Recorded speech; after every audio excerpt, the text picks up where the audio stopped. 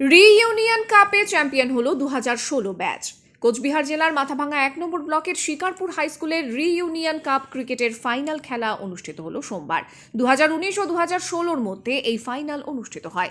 School প্রাঙ্গণে আয়োজিত 12 ওভারের এই খেলায় 2019 প্রথমে ব্যাট করে 123 রান তোলে। 2016-র ব্যাচ এই রান তাড়া করে সহজেই জয়লাভ করে।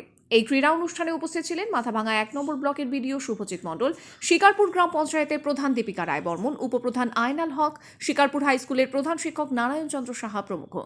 জাতীয় সঙ্গীতের মাধ্যমে খেলার সূচনা হয়। এই খেলাকে ঘিরে দর্শকদের মধ্যে উন্মাদনা ছিল তুঙ্গে।